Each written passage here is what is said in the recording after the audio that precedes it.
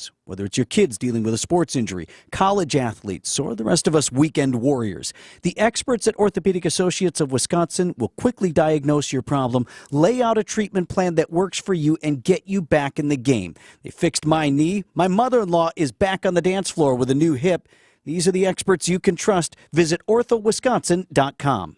For over 4 decades, one name has stood out as a symbol of excellence in automotive sales and service. It's the Boucher Automotive Group, dedicated to providing exceptional experiences to all of our valued customers. We will help you find the perfect vehicle within your budget while respecting your time. With 20 convenient locations, we're the one-stop destination for all your automotive needs. At Boucher, we're your trusted partner on every mile of your journey. Riding with you every mile since 1977.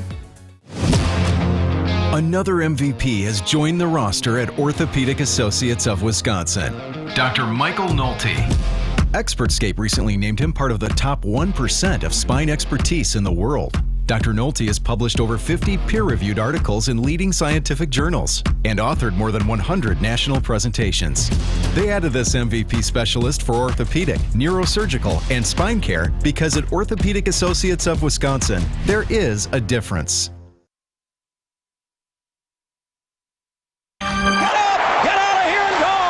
Covering the Crew all season long on WTMJ, it's Brewers Extra Innings. Now live from American Family Field, here's your host, Dominic Cotroneo. Another victory for the Brew Crew, a 6-2 start in their first 8 games of the season. They have won their second series of the year. I'm Dominic Cotroneo. Thanks for joining us. We got an extended Brewers Extra Innings today. We are going to go all the way up to Bucks shoot-around at 5:30 tonight as they get ready to host the Knicks. The Brewers win today by a 12-4 final. And pleased for me for the first time this season to have Jerry Augustine joining us here on the program. Augie, I know you're a pitcher, man, but you had to smile at the offensive approach today.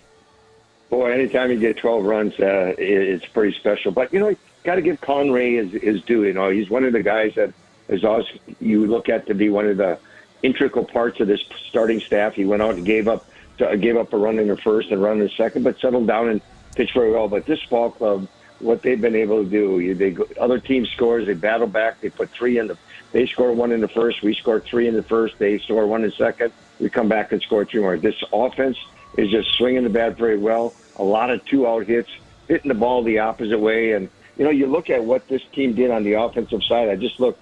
The top 4 hitters were 9 for 19, on base 10 times, scored 9 runs, and had 8 RBIs. You get output from that from the top of your order, you got a good chance to win a ball game. Indeed. And let's start with the top of that order, specifically the very top, Oliver Dunn. So this just came out of the clubhouse, courtesy Kurt Hogue of the Milwaukee Journal-Sentinel after their session with Pat Murphy, that it was actually Quentin Berry's idea, first base coach, outfield instructor, base running instructor for the Brewers, to say, hey, what if you put Oliver Dunn in the leadoff spot as opposed to Sal Frelick? And I'll have to ask Q myself on what his inspiration was for that. But to me, that makes perfect sense. Sal, in my opinion, in my own eyes here, he's been pressing a little bit at the top of the order. He's obviously been playing out of position. Maybe he should have caught that ball on Friday night. That was a ground rule double for Urias. He's been playing third base all of spring. Now he's in center field. Today he's in left. A lot going on for him. Hey, let's move him down the order. Give him a breather. Oliver Dunn has been putting together great ABs, and you can consider him the spark today. The infield single in the first. He stole second base on a great first-inning challenge by Pat Murphy, and the Brewers end up scoring 3 runs in the first inning. And Pat Murphy made sure to give all the credit to Q Berry, but hey, it was a little stroke of genius there. It really was. The one thing you look at hitters, and I think when you're a former player, you see guys go up and they relax at the plate. And I think the one thing you see with Sal at the top of the order, having to play center field and doing all these things, it sometimes can be a little bit stressful. But I'm not saying that he was stressful. I'm just saying that, the one thing you do, you go up there and you try a little bit too hard. And it looks like he'd been pressing a little bit at the top of the order. But then you look at what Dunn has done since he's been in ball games, since he's been up this year. And he's been really relaxed at the plate. He's taking the ball, taking pitches deep in the count, and he's been getting on base, hitting the ball to all fields. He hit his first home run the other day. And you see that at bat. You see a guy who's relaxed. That's what the versatility of this ball club is, and that's one of the things that's going to be so good about this club is their versatility. You can move guys to different spots, but I tell you, Quentin Berry made a perfect move with Dunn, because you watch him at the plate, his quietness at the plate, he slows the game down, takes a lot of pitches, and really puts the ball in play. It's not so much the home run, it's putting the ball in play and giving your team a good at-bat. Plus, he runs the bases very well. So great call by Quentin Berry, and really paid off for the Brewers. I mean, he he reached almost 29 feet per second on his triple down the right field line. 855-616-1620. Again, 855-616-1620 if you want to join us on the program. But let's get into my three most important plays from today's game. Just straight into it. Yes, it was a 12-4 game, but it wasn't always that way. And the guy we were talking about just a little bit ago, Sal Frelick, got off the schneid early in this one in the first inning. Liner to left. That's a base hit. Headed towards the corner. One run is in. They'll send Bowers around third. Crawford has it, puts it in his back pocket. Sal Frelick with a 2-run double gives the Brewers a 3-1 lead. Augie, to me, this was huge as we talk about Frelick pressing, but just for the sake of the game, right? They had already planted 1 run on the Jake Bauers single, and this was with 2 strikes and 2 outs against the guy that's been off to a slow start. And Sal going back to what he does best. Elevated fastball, no problem for me. I can level that off and go to the opposite field. I thought that was the best swing we had seen so far this season from Sal.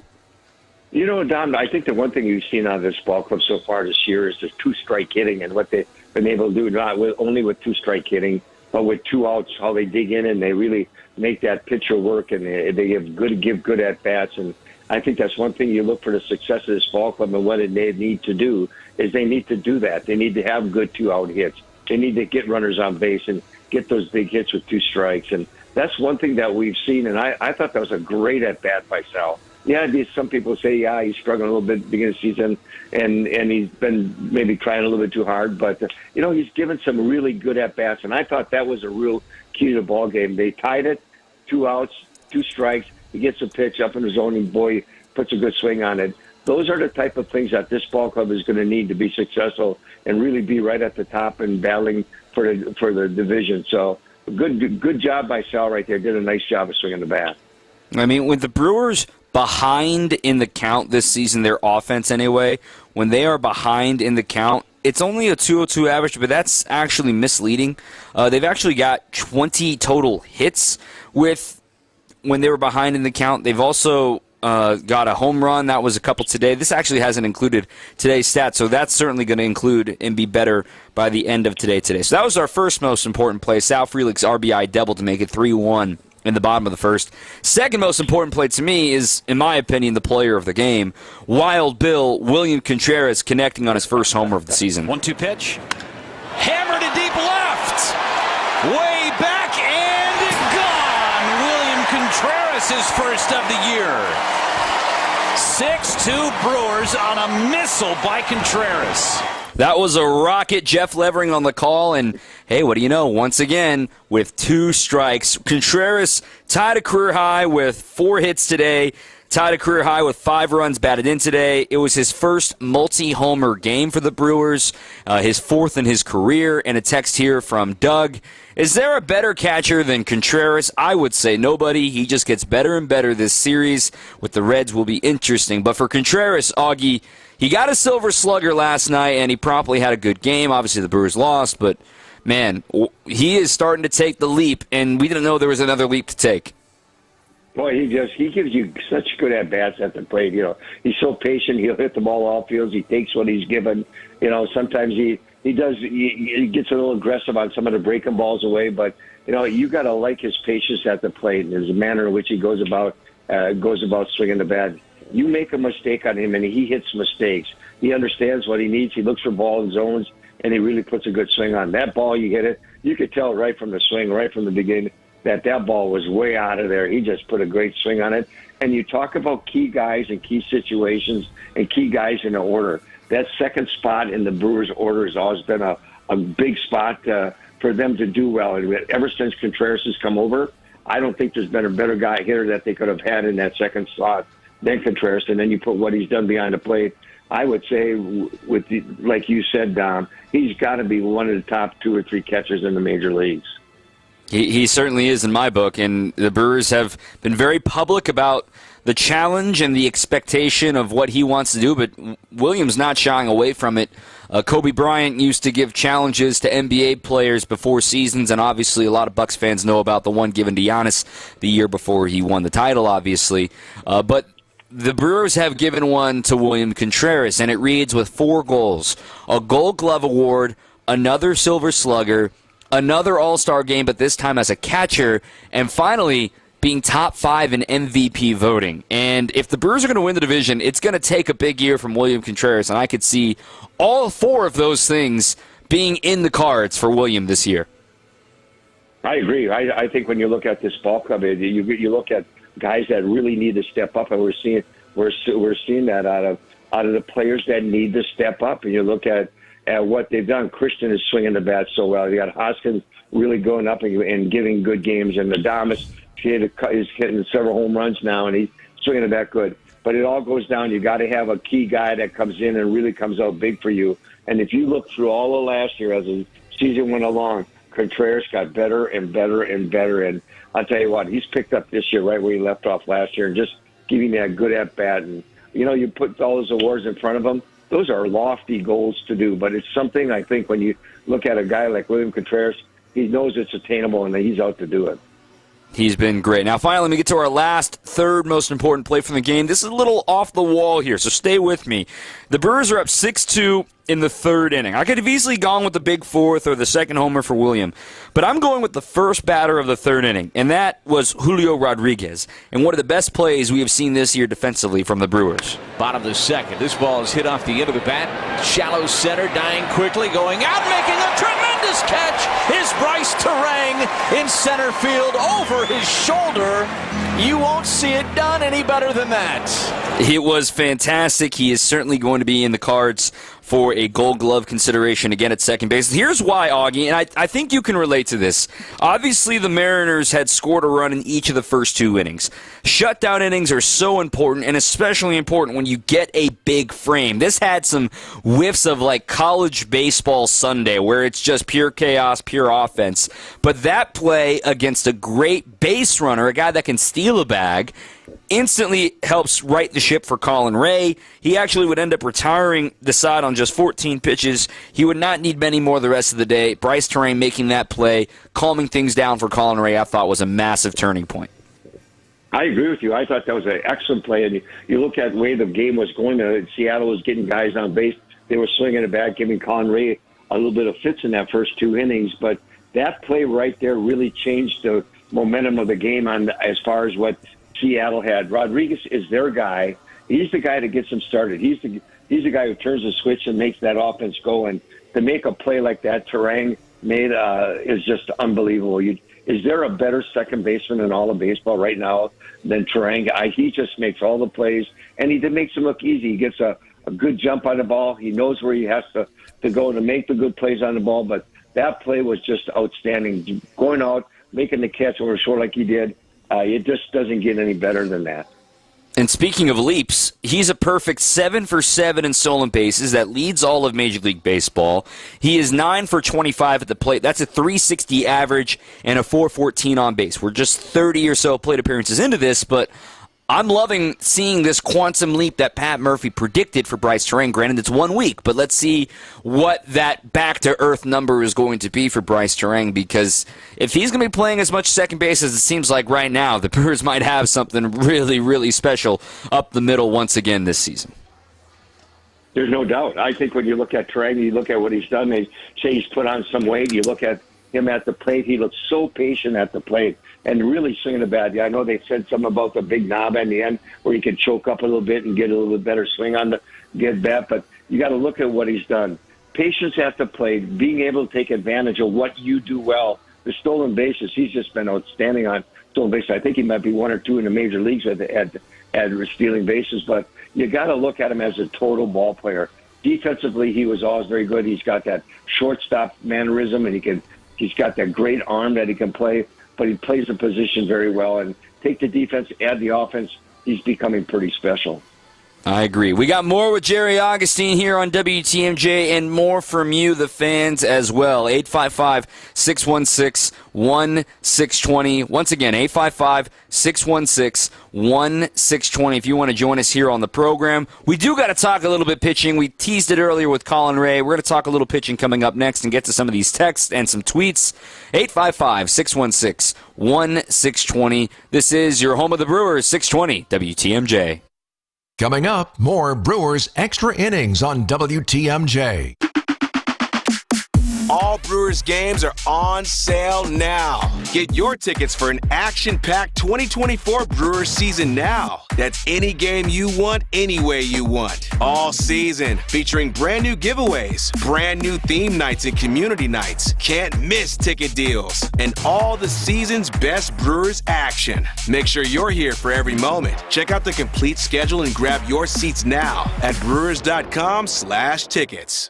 Siding Unlimited, named the best window installers, not just here, but in the whole USA. Get the best. Siding Unlimited, 3-time winner as America's best window installer. For windows, you call Siding Unlimited first and directly. SidingUnlimited.com. CertaPro painters know how important your home is to you. I know how good a job they do because CertaPro painters did our house. WTMJ's John Mercure here. It was professional, it was easy, it was quick, and it was efficient. And so affordable. It's CertaPro painters. They get the job done right, even those hard-to-reach places they will knock out of the ballpark. Free estimates, reliable communication, professional painting, all at the right price. When choosing a painting professional, the choice is simple. Choose happy. Choose CertaPro painters. Choose the team we went with, CertaPro painters. Labor shortages, retention problems, it's been a challenging time for my business. But in Wisconsin, there's 600,000 people with disabilities who are ready to work right now.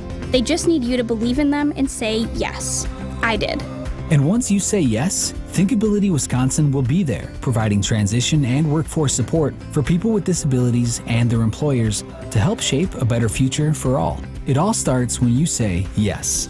Join the movement at thinkabilitywi.org. Welcome back to Brewers Extra Innings. Welcome back, Brewers Extra Innings. They win 12-4 over the Mariners and win the series. I'm Dominic Cotroneo with Jerry Augustine with us. More from him in just a moment, but I want to remind you that Brewers Extra Innings all season long is brought to you by Fifth Third Bank. With a local Milwaukee team, Fifth Third Bank also knows how to hit it out of the park. They've been serving businesses in the area for nearly 15 years, offering industry-specific expertise and local decision-making capabilities to help your business succeed. This is commercial banking value that only Fifth Third can deliver. Fifth Third Bank, National Association, member FDIC.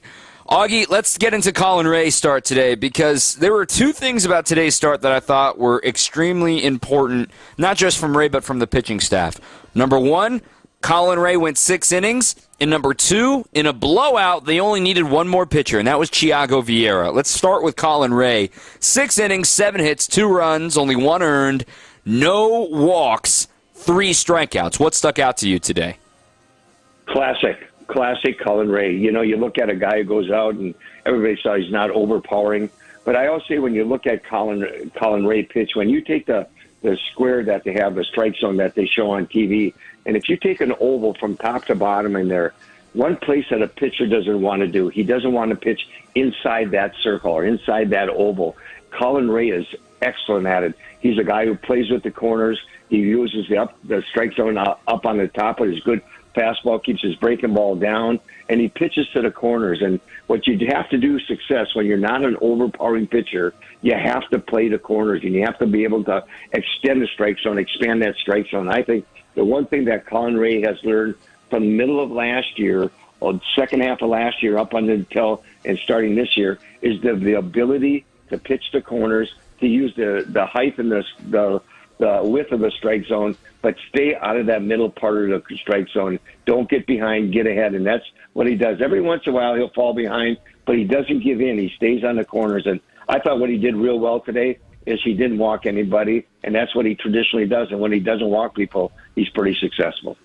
He has been really effective in and around the zone. That's his MO. I was talking to some Mariners folks today. Like what do they need to know about Colin Ray? Because he wasn't as big of a piece of this team when the Brewers were in Seattle this time last season. And I was telling him, look, he wants to get you out in 3 pitches or less. He's going to nibble. If these guys are swinging early, that's exactly what he wants. And you saw that happen the second time through the order when the Mariners found themselves trailing. Because after a 21-pitch first inning, aided in part by that error in left field by Frelick, he threw 11 in the second, 14 in the third, 15 in the fourth, 7 in the fifth, and that was a real gut punch for the Mariners because that was after that really long inning, had to take out the pitcher because of the comebacker from Frelick, and then gut punch. Oh, yeah, he just threw 7 pitches and retired the side against the top of the order, and then 13 pitches in the 6th inning. That's classic Colin Ray like you're talking about and how effective he can be around the strike zone. His fastball was extraordinarily effective today as well. He threw a total of 58 four-seamers, sinkers, or cutters. Okay, so stay with me here. 58 four-seamers, cutters, or sinkers. He only threw a total of 12 of those for balls. 12 out of 58 pitches were balls of those 3 types. That is what Colin Ray needs to be successful. There's no doubt. I tell you, we talked about it earlier. You put that oval up in the strike zone, the ability to play a pitch to the corners, and I think that's one thing that Colin does really well. He knows that early in the count you can throw that four-seam fastball in his zone and get some activity on it. Like you said, he wants to get hitters a swing at. Once he gets ahead, he uses that two-seam sinking fastball extremely well, and then he pitches it to the upper part of the strike zone. But the abilities to play with the corners, staying out of that middle of the plate, and using that fastball effectively is so good. That 5th inning when he came on, he had the 7 pitches was just it was just classic throwing strikes, getting the ball on the middle part of the plate and down, and getting the make them swinging at the at bat early, and that's exactly what he did. And that's Colin Ray. That's where he is successful. This text from Ricky in Honey Creek. Contreras just missing 3rd homer of the game. What a great offensive game for the Brewers, and Colin Ray did swell and didn't have to use our good bullpen. That's the key that I want to get into. Thiago Vieira, he gets the technicality box score save. In case you weren't familiar, you get, if you close the game and you throw at least 3 innings, you earn a save, and Thiago gets his 2nd MLB save. He set a new career high in strikeouts in a game today as well. As the Brewers are in the middle of a really, really daunting stretch, especially with their depleted pitching staff right now. Today was Game 3 of 13 in a row, also Game 3 of 39 games in 41 days. The fact that they only needed Thiago Vieira today, gave back-to-back days off for Uribe, gave a couple of days off for Yoel Payamps, gave maybe more time for Trevor McGill to recover. Maybe he gets activated this week. The bullpen really needed a day like today, and Thiago stepped up and delivered. He sure did. I tell you what, you got to like the young man, the way he's throwing the baseball. And we saw in his spring training that he has electric stuff. He was able to pound strike zone. He's got a great fastball, good breaking ball. He stays in the strike zone, and that's what's impressive. And when you talk about Murph making decisions on the pitching staff with Chris Hook, here's a perfect day when you got a lead like that where you can put a young guy in the ball game who's thrown the ball well and build that confidence. And just like you said, with all the games they have coming up, this tough stretch you got coming up, they're going to need that bullpen, and they need guys to go in and pitch multi-innings. Right today, Vieira, I thought, pitched extremely well. He gave up the home run, but he got the ball over the middle plate a little bit. But those things do happen. But the way he threw the ball, the way he stayed in the strike zone, I thought was just excellent. He's throwing the ball well, and they sure couldn't use a talented young man like that right down as they go down the stretch here and get that confidence and become an integral part of this pitching staff, especially this great bullpen they have. So as we look ahead, talked about it earlier in Brewers warm-up, that Wade Miley seems to be that TBA circled on Wednesday in Cincinnati for his return to the rotation, but that will be short. Aaron Ashby will get the ball tomorrow for his first big league game since 2022. I don't know how long that will go for him, and it won't be the same Aaron Ashby that we saw in 2022. He's sitting more 92, 93 these days, not sitting the 96, 97 like we saw when he first came up. He did have shoulder surgery, of course. But then you've got Joe Ross on Tuesday, likely Miley on Wednesday, and then back to Freddie Peralta on Thursday, and into a 6-man rotation. So my question to you, Augie, is How long do you think they should stick with this 6-man rotation, assuming things go according to plan right now with Junis on the IL? Because the Brewers are going to need all the help they can get. It gives you an extra arm in your rotation, but it takes an arm away from your bullpen. It sure does. But, you got to look at what the situation is with this ball club. You got two guys coming in this series. You got Joe Ross, who's just made his first start it's just 2022, I think it was, but he made last shoot the ball very well. You got the guys with the two lefties starting on Monday and Wednesday. We're coming off a years where Miley was out for a little on spring training, and they got Ashby throwing tomorrow, who hasn't pitched in a while, hasn't started a game in the major leagues. This is what you do. You go to a 6-man rotation to keep your staff healthy, not putting so much pressure on them that you're looking at putting guys on short rest dates or whatever. I think the Brewers are doing an excellent job at going to that 6-man rotation because they're not 100% healthy. But what they want to do is get these guys in game, build them up, get them strong, so as the season goes along, they have more options. And right now, when you look at this ball club and what they have to do, especially with the streak that they got coming up, having a 6-man rotation is going to do exactly that. It's going to give them the rest, get the guys to get the work in that they need to do between starts, but yet allow those guys to build up, get that confidence that they need, who haven't been a consistent starter over the last couple of years.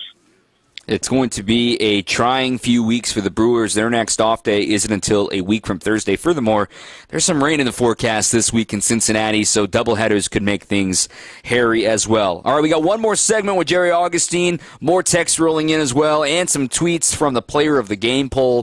855-616-1620. Again, 855-616-1620 if you want to join us on the program. My Twitter is Dom_Catronio. I've got the Player of the Game poll up there as well.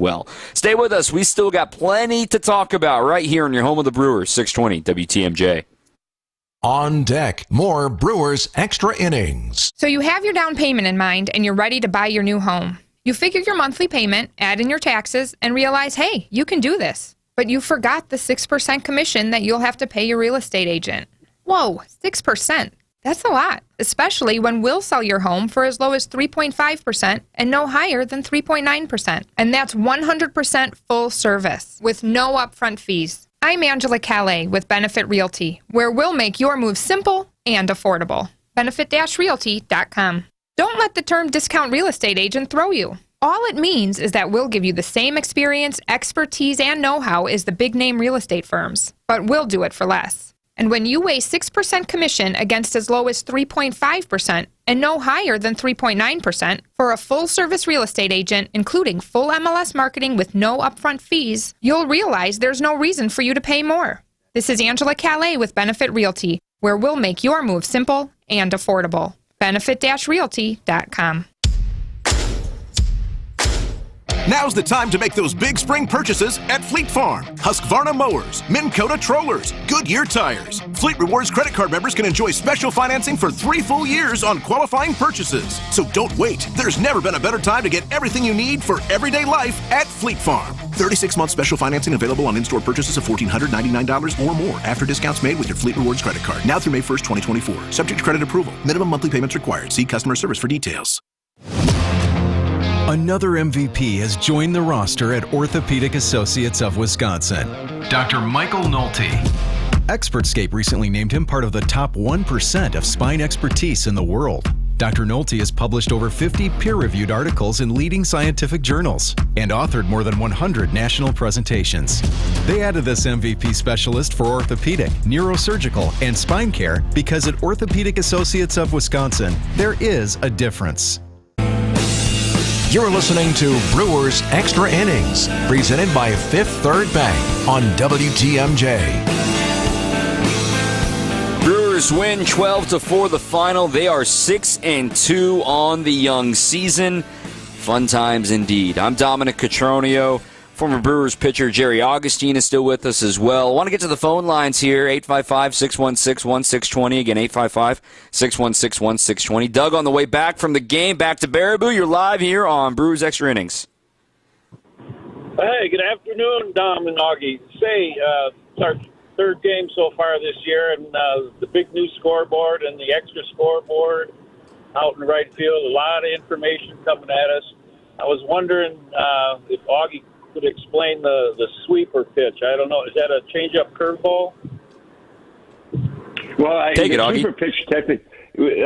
sweeper pitch technically, what that is actually it's a slider that you back off a little bit. Make it a bigger slider, and it's more of a, when they talk about a cutter or a slider, is typically a short breaking pitch. You throw it real hard, it breaks on a downward plane. The curveball is over the top and goes down. But this pitch is more of like a in-between pitch that goes more east-west than it goes north-south. And the sweeper has been a good pitch. You can throw it soft. You can throw it hard. It's a location pitch you can throw on both sides of the plate. A lot of times you'll see hitters pitchers throw it so it sweeps off the plate, or what they'll do, it sweeps onto the plate. And I think that's maybe how it got its name, because you can throw it outside coming back over the plate, or throw it down the middle and sweep off the plate. It's a more east-west pitch than it is a north-south pitch, but it's very, very, very good pitch. In fact, when I pitched, I actually threw more of a sweeper than I did a slider. Everybody said I had a good slider and a good breaking ball. I actually threw more of a sweeper pitch than I did a true slider, where I could operate it on both sides of the plate. That's great stuff. I appreciate that, Augie. Thanks for the call there, Doug. And we're getting deep into the process, and that's the primary breaking ball for Colin Ray. He didn't throw many breaking balls today. 6 curves, 9 sweepers. He also started to work on that split change that he has when the game was out of hand, but he was certainly fantastic today. I want to broach this question to you, Augie. This is really good stuff. A good question on our text line here from the 262 area code. Do you guys feel like there's a palpable difference through this early stretch of games with Murphy compared to Counsell from last year? I think the style is a little bit different, and to be fair, the roster is a little bit different too. I want to be fair to Counsell here. Last year, their backup first baseman was Luke Voigt. Jesse Winker was leaned on for power on this club, and little did we know Rowdy Tellez would not really pan out, but they were just starting to scrape the surface of what Contreras would be able to do. Bryce Strang was in there. Weimer was in there. Mitchell was injured after 2 weeks. So I do see a different style. I think the demeanor is pretty similar, but the aggressiveness, in my opinion, is the biggest difference. They aren't afraid to be thrown out on the bases if they're trying to take an extra base. I don't think Craig Counsell would even given them the opportunity to steal as many bags as they have or try to go first or third as often as they have. I think the organization is adapting to the style of baseball that's being played in today's ball game. Has a lot to do with it, Dom. You look at this roster, even compared to last year, the roster, you had so many young players on it. You take a guy like Bryce Terang, who's changed, and you look at what he's doing this year, that experience that these guys have. I think what Murph has done, he takes that college experience that he had and says, young players only get better if you allow them to get better. And I think he uses that knowledge that he had when he coached on the college level, plus the great experience he had coaching with Craig Counsell, says, you know what, I'm going to go and let these guys play. We have a roster that's built of former players, a lot of veteran players, but the young players are going to make a big difference. I'm going to go let them play. I'm going to let them go, and I'm going to challenge them. And that's what he's doing. He's allowing them to be themselves and learn the game, and it's been paid off so far. And I think it's that college experience that he had saying, you know what, it's that patience you got to have. Craig Counsell was in a little bit different position with the roster he had. But I give credit, when I look at this roster, I give so much credit to Matt Arnold. He went out and he figured out what he wanted to do, got some good young players that are good young ball players that love the game, that go out and they want to do well, and they go out and they play hard. And then he let Murph take over. And Murph took him over and just said, hey, go play. I'm going to sit and watch. And I remember an interview that Murph did with the opening day. He was asked, how do you feel, Murph, on your opening day? He says, it doesn't matter how I feel. It's the 26 guys that sit on that bench. And that's really the truth. Those guys going playing hard every day makes a big difference, and it's really paying off for this ball club. It's been a great start. Again, 6-2 to start the season, and now they're going to have a divisional matchup, dodging raindrops and also dodging the eclipse tomorrow against the Cincinnati Reds. Now, the Reds are an interesting ball club because they've been winning games, but not the way that they thought they would be doing. So they lose today 3-1. They're 5-4 on the season. Elly De La Cruz has not got off to a great start, but other guys in their lineup have. I mean, Ellie's batting 6th in their order. He was 0 for 2 with 2 strikeouts once again today. But Encarnacion Strand's been off to a slow start. Spencer Steer has been phenomenal. But other than that, they've been really injured and dealing with some sort of things. The Brewers are going to see some of their better arms. Graham Ashcraft, Hunter Green are among the arms. Frankie Montas they are going to see this week as well. This is going to be kind of the first of, okay, are the Reds really a contender? Are they really grown up? Because we heard about all what they were doing all midsummer last year, and then the Brewers, quite frankly, just handled them like they were their little brother. You know, like you can never beat up on your big brother sort of thing. And the Brewers, the series going into the All-Star break and out of the All-Star break, 3 consecutive 1-0 wins, just always kept them away. Devin Williams held them to 0 for 27 against him. This is a big early series because the Reds want to assert themselves in this Central Division, and it's the first Brewers opportunity to face a team in their own division. I agree, Don. I think this is going to be it's going to be fun to see. You're back in your division. You're playing where you have to play well, and that's against teams in your division. And I think you look at the Cincinnati Ball Club, and yeah, they thought they were going to be a little bit better offensive. We thought they were going to score more runs. When you look at Great American Ballpark, a great ballpark to hit. But I think when you look at the Cincinnati Reds, theoretically, what you see out of them over the year, they've always played good, solid defense, and they're still built around that solid defense. How do you have a good defense? You got to have great starting pitching. You got to add to that, good solid bullpen, and I think that's what the Reds are doing. They're young in their starting rotation, but they're solid, and I think that's one thing we're going to see. This is going to be a great matchup to see what our guys, Ashby and Ross and guys coming off and making their first starts, and with Wade Miley against a Cincinnati team that's got their full force, their best of their young pitchers coming right at the Brewers. It's going to be an interesting, good battle between Cincinnati's pitching, our offense that's doing real well, but also it's going to be a battle with Cincinnati and they're struggling a little bit on the hitting side, but seeing how good that Ashby, Ross, and Miley along with Freddie can really pitch against that good ball club. And in a small ballpark as well. And one thing I certainly can guarantee as well is there's going to be some stolen bases. The Reds are the only team with more stolen bases than the Brewers at this point in the season. The Reds are 18 for 22. The Brewers are 16 for 18. So the Brewers have a better success rate, but the Reds just have 2 more steals. So we'll certainly see both teams running wild this weekend. As we wrap up our Player of the Game poll, that just closed on my Twitter. And, of course, William Contreras ran away with it. 74% of the vote on nearly 300 votes on that Twitter. But a couple of good write-ins here. Oliver Dunn was a great write-in, I thought, in his first game as a big league leadoff hitter. Also, Colin Ray was the unsung hero. Is Sal Frelick a bad answer? He made the error, but then turned the momentum in the bottom of the first with his hit. That's what we talked about in the first segment. Sam tweets, Vieira being able to finish those last 3 innings was incredibly important for the long stretch coming up. He honestly gets my vote, and another vote in here for Oliver Dunn as well. What do you have for your player of the game, Augie? Well, it's got to be Contreras. I mean, you have a game where you go 4 for 5 and then score 3 runs and drive in 5 runs. For your team, that's pretty good. But adding to the list that you got, what about Bowers over at first base? He's 2 for 5. He scored 2 runs, had a big RBI in the first inning. I tell you, these are guys that are stepping up. Great defensive play. He made some great defensive plays, and he's done a great job at defense over at first base. So let's add him into the realm. Just give him a little shove, a little pat on the back for having a good ball game. But there's a lot of guys you could have, but nothing competes with William Contreras in the game he had today. Yeah, very quietly, Jake Bauers, he made a couple of really nice plays, like you said today. Very quietly is already a positive defender and defensive run save on the young season. That's something that I might have to pull him aside for a Brewers warm-up conversation later on this season. I like your little call there with Jake Bauers certainly getting some respect of what he's been able to do defensively as Rhys Hoskins has been DHing a lot to start this season. It's going to be a 7-game road trip for the Brewers. Then they come back home for 3 against the Padres before their next off day, 4 against the Reds, 3 against the Orioles, 3 against the Padres. This is going to be a very fun stretch of baseball, 10 in a row, as it's a happy flight over to Cincinnati.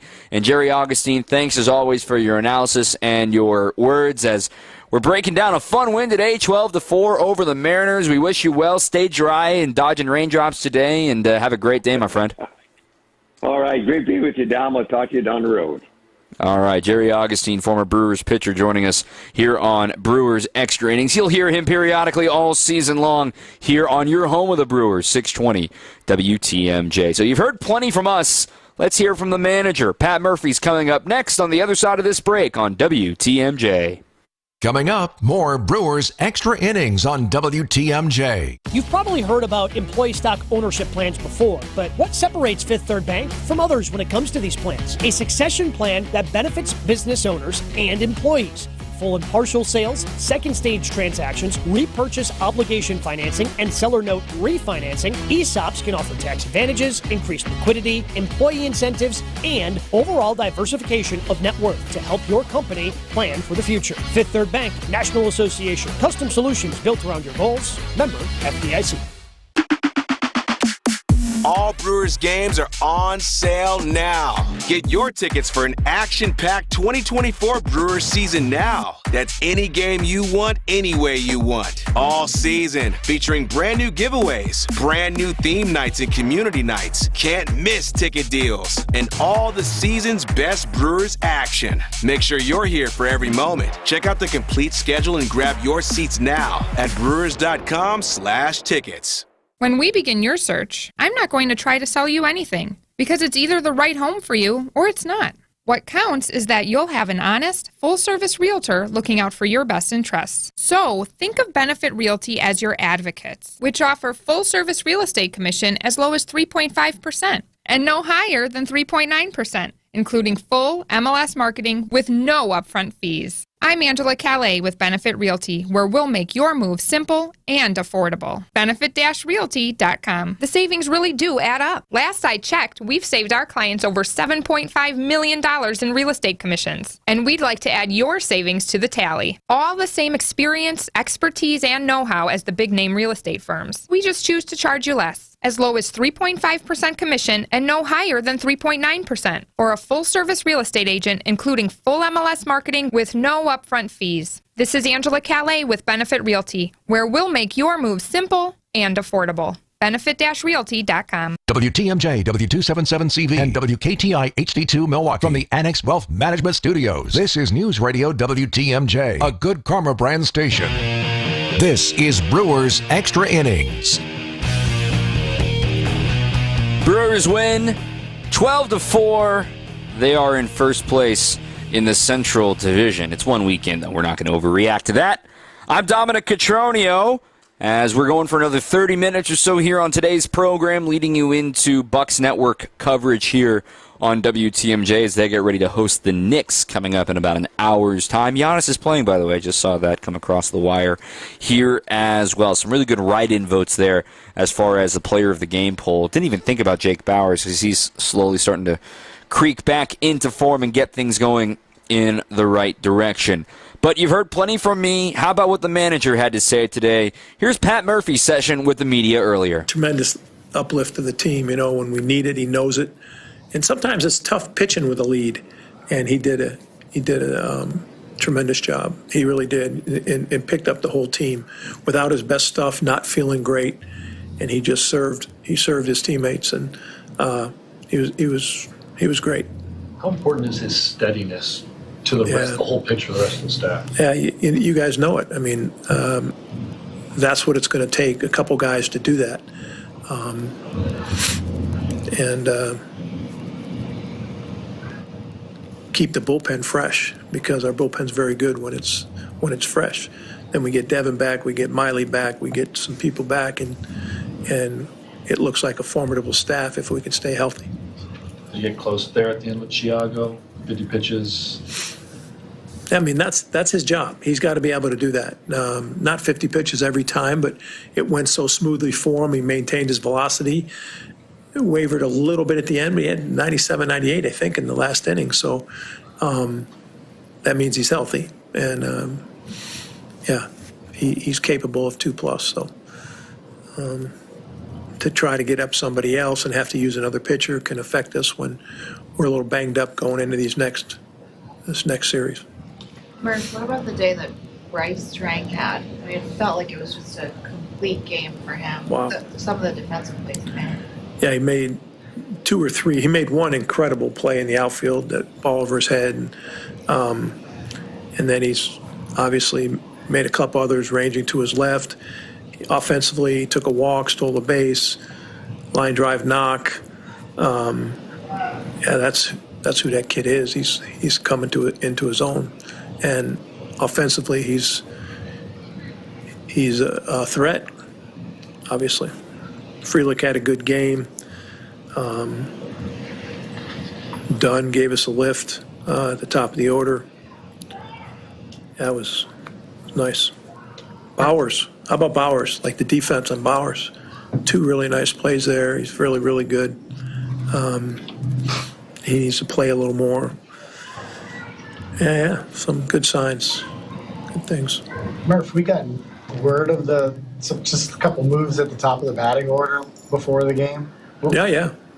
Switched it up. I change my mind all the time. Like that, I'm thinking about that question and think about changing my mind about that question you asked and say that it wasn't an awful question. It was a terribly awful question. So see, I changed my mind. Add emphasis, whatever. Changed my mind. Yeah.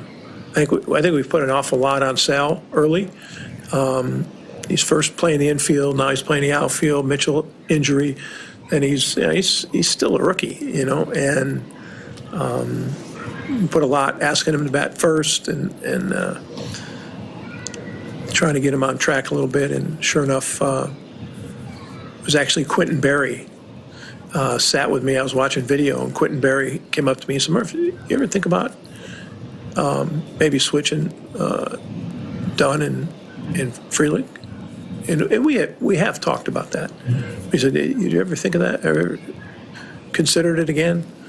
I'm like, "Yeah, I'm going to do it right now." He said, "What? I didn't mean to do that." I'm like, "I'll do it right now."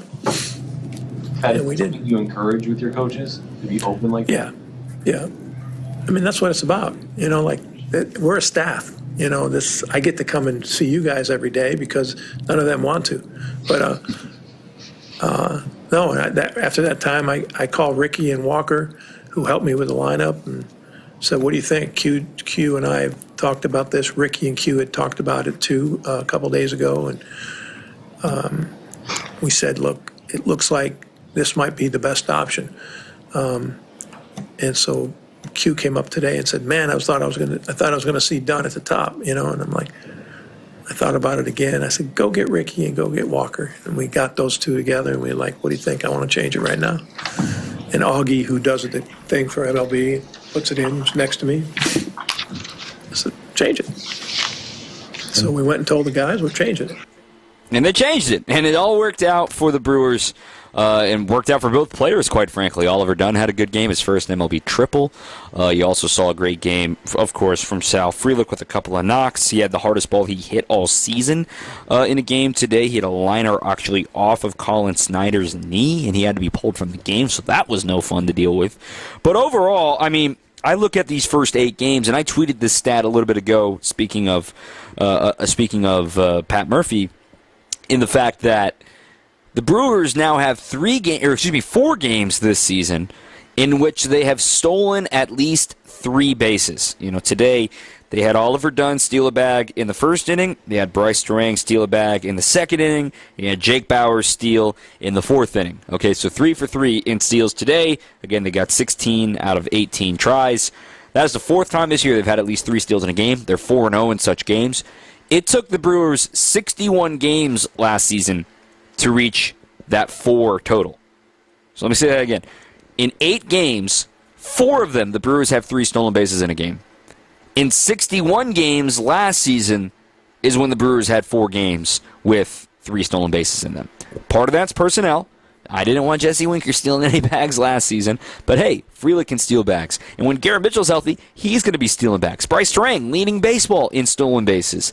Jake Bauers showing off the speed. Oliver Dunn showing off the speed. Andre Monasterio can steal a bag for you. Willie can steal a bag for you, even though he got picked off on Friday. But you get what I'm saying.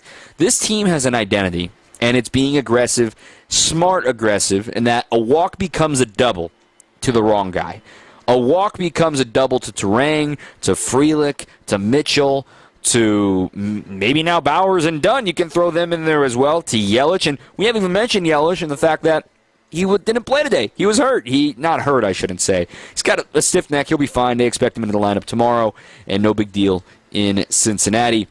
I even talked to him today before the game. He's like, yeah, I'm fine. I'm available.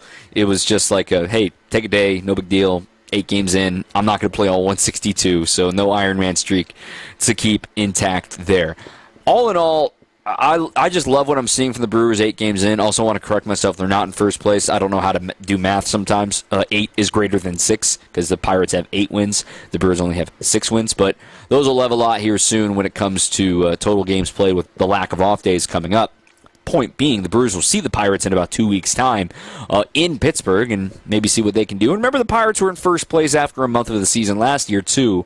But it's proof that, hey, with O'Neal Cruz and with the players that they have around and that they have made the improvement that they expected to make and make this a competitive division in 2024. I think all 5 teams, legitimately, all 5 teams have a chance to win the division.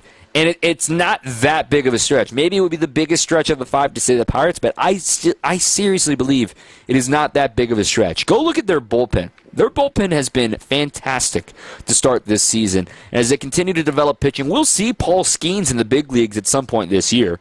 There's no reason to wait on him much longer, given everyone that throws hard seems to pop their Tommy John these days, but it's been a weird week when it comes to pitcher injuries, and it was really refreshing today to see a guy like Colin Ray throw a strike 79% of the time with his variations of fastballs, and not a single one of them was over 92 miles an hour. Remember, kids, command always sells. If you can pitch and you can command your fastball, that is always going to work. You don't need to blow it by everybody and get a million strikeouts a game, but it's certainly helpful to have that in your back pocket. But guys like Colin Ray can still be successful in today's game with some sink here and some cut there and some dip there and some sweep there. Just have command. No walks today, I think, was the most important stat from the Brewers this afternoon. 12-4 the victory today over the Mariners. We're going to relive it coming up next. We got some highlights coming your way right here in your home of the Brewers. 620 WTMJ. Coming up, more Brewers Extra Innings on WTMJ. Hey, WTMJ's John Mercure here. If you're like me, my home has become my happy place. It's happier now thanks to CertaPro Painters. They are simply the best in the business. They will take care of the scuffs, the faded colors. They'll make your home a new home, inside or outside. They did the work at our house. It was quick, easy, and so affordable. Their estimates are always easy. You get a quote right away. It's simply the best in the business. Schedule your free estimate online at CertaPro.com. That's Certa with a C. When choosing a painting professional, the choice is simple. Choose happy. Choose CertaPro Painters. This is WTMJ Steve Scafidi. A few years ago when my shed was struck by lightning and burned down in my backyard, I wish I knew Jeff and Jake at Loyal Family Renovations. If your home has suffered storm damage, don't stress any longer. Loyal Family provides free damage inspections. They also treat their customers like their family and treat every project as if they're working on their own home. Loyal Family is family-owned, and the loyalty belongs to their customers. Contact them today to help make your home remodeling dreams a reality. LoyalFamilyRenovations.com. Hey, it's WTMJ's Greg Matzik here to tell you about my friends over at the Hounds and Tap in Menominee Falls. It's a state-of-the-art facility and the ultimate hangout for hounds and humans. Grab a drink at the tavern, meet others while your pup enjoys the dog park. That's a mud-free dog park, by the way. Fun, happy, clean, and a great environment for everyone. The Hounds and Tap also provides doggy daycare, boarding, and professional grooming services. We take our Greyhound there regularly. Learn more about their services. Check out thehoundsandtap.com. That's thehoundsandtap.com. It's WTMJ's Debbie Lazaga for Comfort Awnings. You've heard me talk about the wonderful new retractable awning the team at Comfort Awnings installed at my home. Now I can have all the cookouts and get-togethers in my backyard with some extra extra shade and relaxation for my guests. Comfort Awnings is a local family-owned company in Burlington that provides expert installation in southeast Wisconsin and northern Illinois. Right now, you'll receive $250 off with the purchase of any awning or screen until April 14th. Call 414-AWNINGS or visit comfortawnings.com. Ready for this? Get up! This? Get up! And this? Get out of here! Go! Time for tonight's highlights. Here's Dominic Cotroneo. Rubber game of this series between the Mariners and the Brewers. Young right-hander Emerson Hancock, a rookie for the Mariners, going up against the experienced Colin Ray. Things got going quickly in this contest for both teams. The Mariners opened the scoring in the first inning on an unearned run, thanks in part to an error by Sal Frelick, but he made sure to take the chance to repent for that error in the bottom of the first inning. Liner to left, that's a base hit. Headed towards the corner. One run is in. They'll send Bowers around third. Crawford has it, puts it in his back pocket. Sal Frelick with a 2-run double gives the Brewers a 3-1 lead. Then things would start really popping for the Brewers. Also in that first inning, an RBI single from Jake Bowers against Hancock. So the Brewers leading 3-1 after one. Ray returned for the second, allowed a leadoff double to Dylan Moore, then a single by Josh Rojas. But after that RBI single, things got locked in for Colin Ray. He would retire the next three batters in order after that.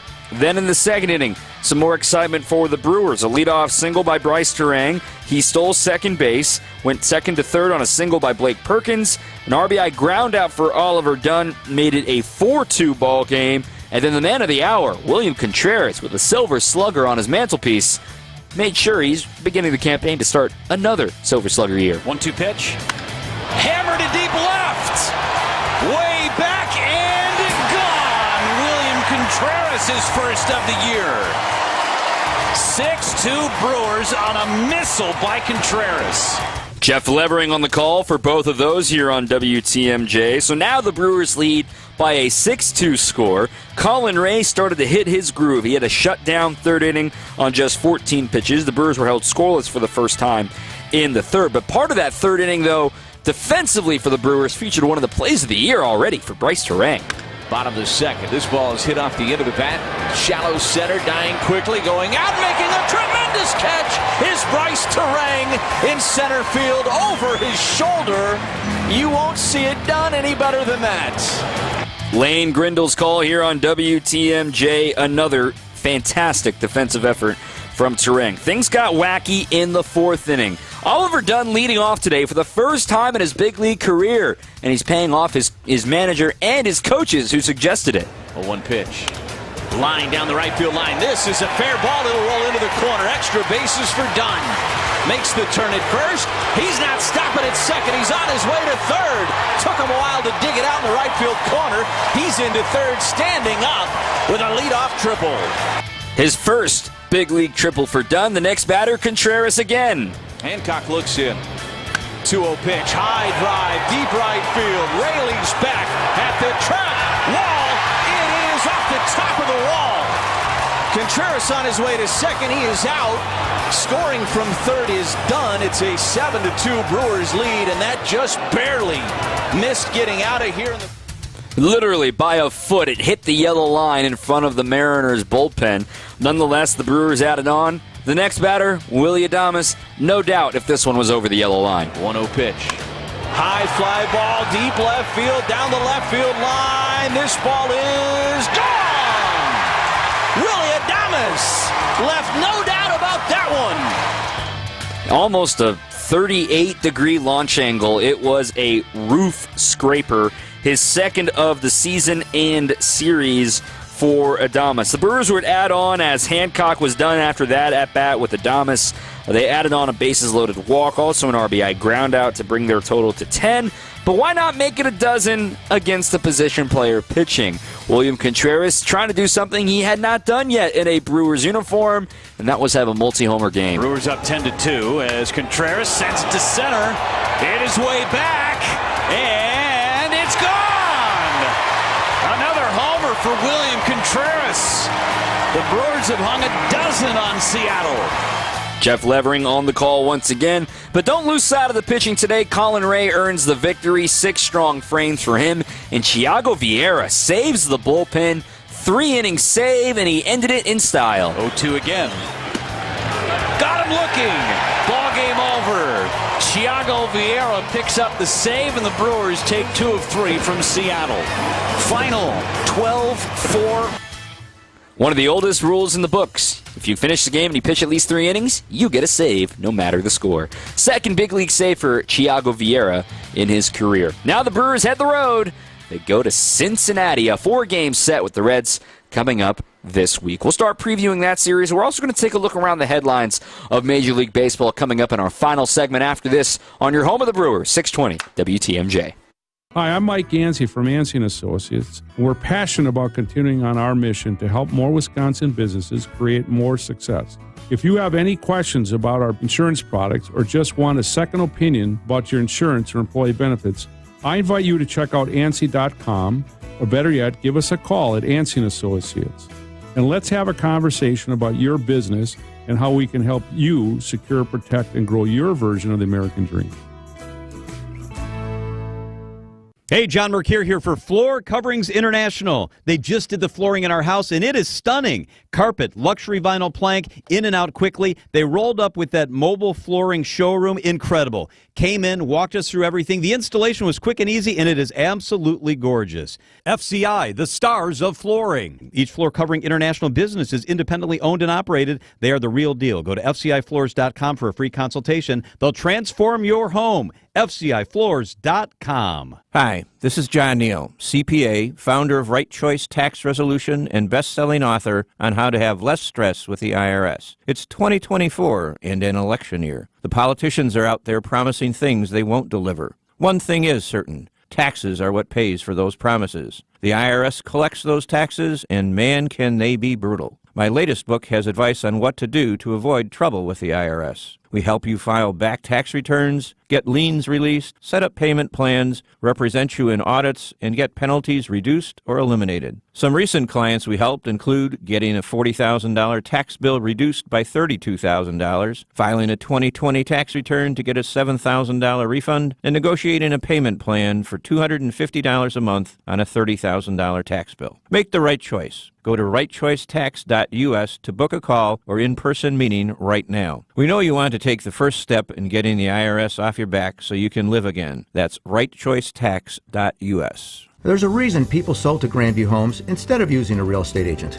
The process with Grandview was virtually effortless. They give you a fair price offer, close quickly, and pay promptly.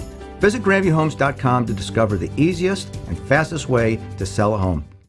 Join me, Kristen Bry, weekdays from 1 p.m. to 3 p.m. for Spanning the State. And that's exactly what we'll be doing. From Bayfield to Bayview, we're going to cover stories from all over the state and stories that affect the whole state in an informative but digestible way. We've got 65,498 square miles to cover, so let's get to it. Tune in to Spanning the State on News Radio 620 WTMJ from 1 to 3 p.m., WTMJ.com, WTMJ app, or wherever you get your podcasts.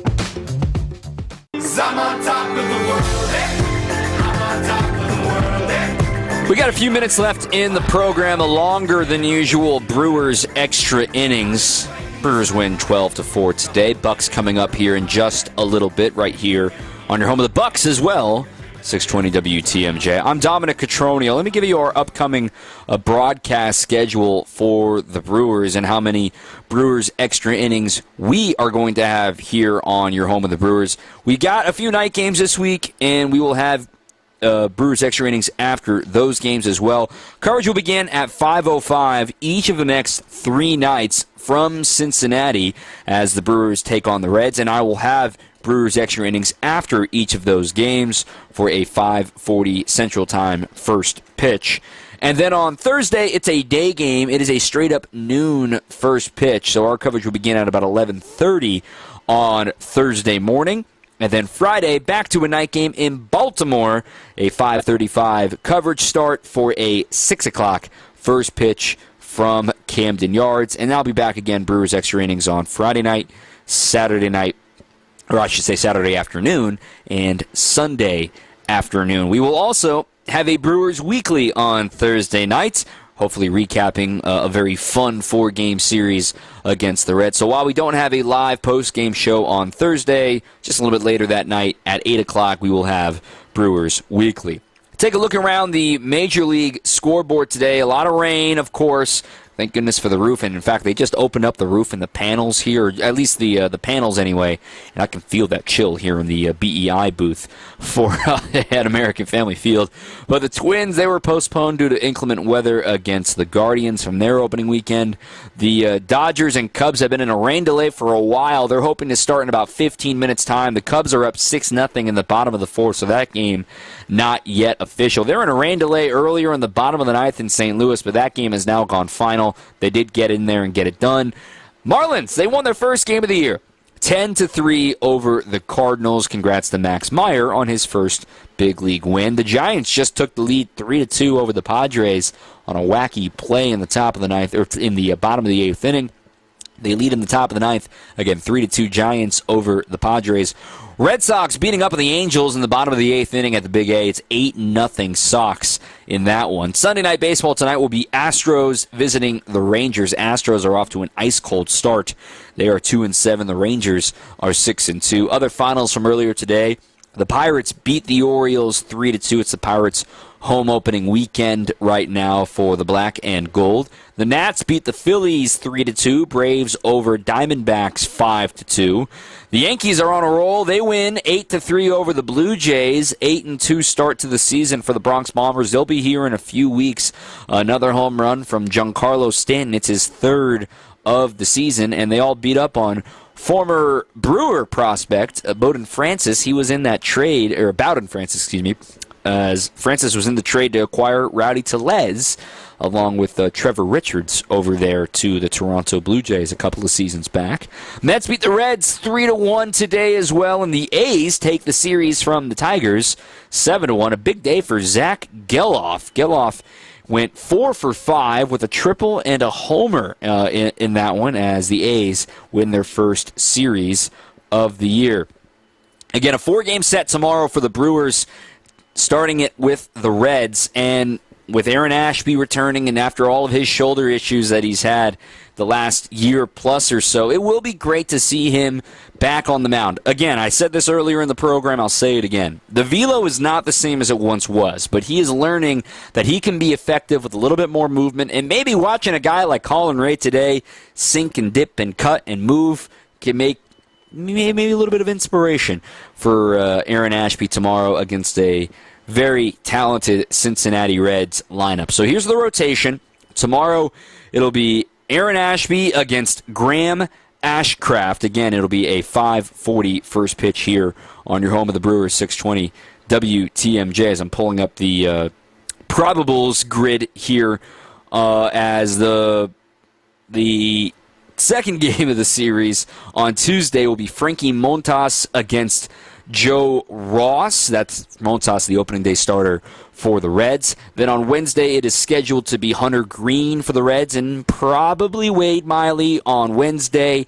And then Thursday, the day game, the getaway day, Nick Martinez against Freddie Peralta. So all righties going for the Reds, 2 lefties going for the Brewers, and then they will head to Baltimore, and DL Hall will get the start against his former club, which also could include maybe seeing Corbin Burns on Sunday, depending on how they arrange their rotation coming up, if they want to give him an extra day of rest or if they want to stick with their 5-man rotation coming off of tomorrow's off day. So there is a chance that we see a double reunion next weekend with DL Hall on Friday night against the O's and Corbin Burns on Sunday afternoon against the Brewers. And that'll be the only series of the year against the Baltimore Orioles. I want to get some thoughts in here at the very end of the program about everything that's gone down with pitcher injuries, and a lot of folks are trying to make a lot bigger deal of it. I want to just, I know I'm shouting to the void here, but the last bit of this that I want to make clear about pitching injuries is there has always been pitching injuries. There will always be pitching injuries. there is not going to be one sole cause for all of it. You could say, oh, it's because we're throwing sweepers all of a sudden and it puts so much stress on your arm. Oh, it's because they got rid of the sticky stuff and the guys have to grip harder and that causes more tension and they're suddenly not able to do it. Or we're throwing year-round and these guys shouldn't be throwing max effort every single time they're out there and they're throwing year-round. Or they're not long tossing enough. And see how many different thoughts and comments there are about why there are pitching injuries. I recommend books a lot. I love reading baseball books. I'm a nonfiction kind of guy. I'll say it over and over again. Jeff Passan, author, of course, writer on ESPN, formerly of Yahoo Sports. Jeff Passan wrote a book literally called The Arm and the billion-dollar industry that is pitching. And it's topical because Steven Strasburg is officially retired at the age of 35. He was certainly a freak arm, and ever since that 2019 World Series, we never saw him again. It's a really sad story when you think about it, and that this is just not a normal motion for the human body to do. There will always be injuries in this sport. So don't try to fall for the bait. Don't try to get lost in the sauce of, oh man, this guy's Spencer Strider. Spencer Strider's already had a Tommy John surgery. There's never a guarantee that it's going to stick around. Yeah, you can throw harder, but there's no guarantee it's going to stay because you've already blown it out once. And you look at guys like now Shane Bieber. What does he do better than anybody else? He spins the ball. So the fact that it's harder for him to spin the ball in today's baseball environment with slicker seams and no sticky stuff, maybe that has something to do with it. Or Yuri Perez, who's like 20 years old and is a lot more taxed on that arm than maybe we realize, and he's throwing 100 miles an hour. There's something to that. Garrett Cole has been injured. There's no one-size-fits-all. I mean, look at Jacob Junis. He's got a shoulder impingement right now, and Junis looked great all spring long. So don't get lost in it. It happens every single year. These first few weeks of the regular season, it's like a minefield, and hopefully the Brewers don't have to go any deeper into that minefield that they've already done so far with Wade Miley and Jacob Junis on the injured list.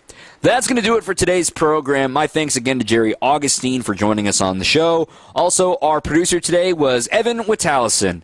Brewers back in action tomorrow on the road in Cincinnati, 5:05 airtime. I'm Dominic Cotroneo. They win 12-4 and win the series. Until next time, keep on swinging. When a new baby is added to the mix, saving money